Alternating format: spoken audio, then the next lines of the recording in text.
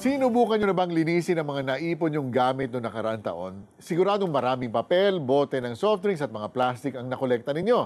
Bago nyo itapon ang basurang yan, panoorin nyo muna to. Basura, basura, basura! Sino ang makapagsasabi na ang mga basurang ito ay nakapagpapaaral ng 1, 2, 3, 4, 5, 10, 20, 50, 60 estudyante? Bang libre!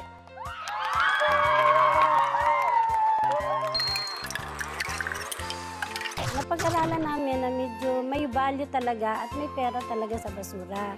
So, noong makakontak kami na nagmamay-ari ng isang junk shop, so pwedeng-pwede pala talaga na i-convert ang halaga ng recyclable sa tuition fee.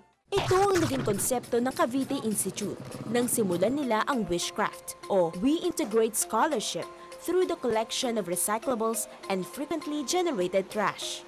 Pinapakita ng programa na ang pagresolba sa isyu ng kahirapan ay hindi lang ang simpleng pagbibigay ng pera upang matugunan ang isang beses na pagkain o ang isang semestreng pag-aaral. Ang programang ito ay isinasagawa sa pamamagitan ng pagdadala ng mga estudyante ng kani-kanilang recyclables sa paaralan at saka ipinatitimbang. Bawat kilo ng mga basurang nadadala ay may kaukulang halaga na siyang ibinabawas sa kanilang mga tuition fee. Yung nanay ko po is a fishbowl vendor lang siya and wala na po akong tatay. Kaya po malaki po talagang tulong na may Wishcraft. Nababawasan yung tuition fee ko at nakakapag-aral pa ako sa isang maayos na school. Natulungan din po ako ng Wishcraft kasi po dati parang ang tingin ko lang po sa basura, wala lang. Pag po may nakikita akong basura, lalo ko po parang tinatapak-tapakan ko po. Pero ngayon po, na-realize ko na mahalaga po pala na mag-segregate tayo ng basura at may maitutulong din po yung basura sa atin. Bukod sa pangongolekta ng mga recyclables, itinuturo din ng paaralan ang paggawa ng iba't ibang produkto mula sa mga basura. So hello po, ako po si Lady Love. I'm the General Manager of Wishcraft at ipapakita ko po sa inyo ang lugar kung saan namin ginagawang ginto ang basura.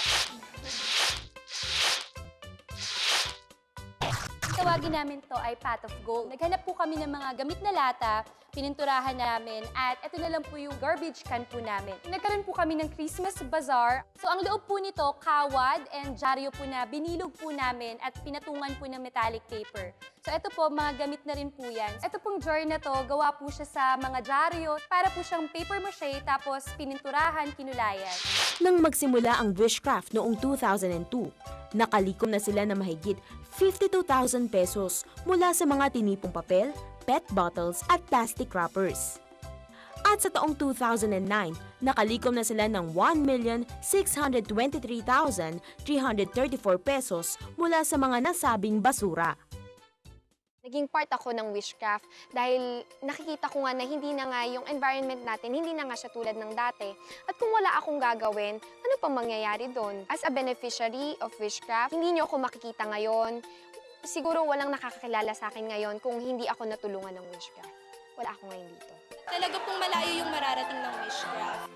At 5 years from now, feeling ko po talagang laganap na siya sa buong Pilipinas. Dahil bukod po sa maganda yung mga aims ng Wishcraft, talaga pong nakakatulong siya.